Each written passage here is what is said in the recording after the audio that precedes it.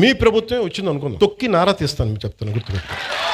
వచ్చినప్పుడు భయపడిపోయి ఇప్పుడు మీకు చెప్తున్నా కదా 3 సంవత్సరాలు ఉంది, 3 సంవత్సరాల్లో మీకు స్ట్రింజెంట్ యాక్షన్ నేను చూపిస్తాను మీకు, గుర్తుపెట్టు. వైఎస్ఆర్ కాంగ్రెస్ పార్టీ కార్యకర్తలకి పవన్ కళ్యాణ్ గారు ఎంత దిగజారి ఎన్ని నీచపు మాటలు మాట్లాడినా స్పందించబాకండి. అతను కావాలని ఉద్దేశపూర్వకంగా మనని రెచ్చగొట్టి తిట్టించుకుని, ఎందుకంటే జనసేన కార్యకర్తల్లోనూ జనసేన అభిమానించే వాళ్ళలో మత్తు దిగిపోతుంది. మళ్ళీ మత్తు దిగిపోతున్నప్పుడు ఏం చేస్తారు, మళ్ళీ మత్తు ఇంజక్షన్లు కొడుతుంటారు. మామూలుగా అయితే నొప్పి తెలుస్తూ ఉంటది కాబట్టి ఆ నొప్పి తెలవకుండా ఉండటం కోసం మళ్ళీ మత్తు ఇంజక్షన్ల కోసం ఏం చేస్తుంటాయంటే అకారణంగా జగన్మోహన్ రెడ్డి గారిని వైఎస్ఆర్ కాంగ్రెస్ పార్టీ వాళ్ళని ఇష్టం వచ్చినట్టు తిడతాడు. వెంటనే మనం పవన్ కళ్యాణ్ ని వాళ్ళందరినీ కూడా మళ్ళీ మనం తిడతాం. తిడితే ఏం చేస్తాడు, చూసారా మీరు అన్యాయంగా తిడతారని చెప్పని జనసేన అభిమానులకి మళ్ళీ మత్తు వచ్చేయాలి. మా వాడిని తిడతారా వీళ్ళు వైఎస్ఆర్ కాంగ్రెస్ పార్టీ వాళ్ళని. కాబట్టి మీరు ఎవరు ఏమీ అనబాకండి, మీరు వినోదం చూసినట్టు చూడండి.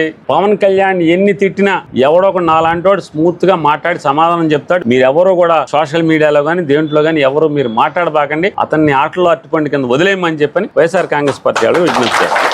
ఏమేస్తారా వీడిని, వీడి గెటప్ కామెడీ అంటారా.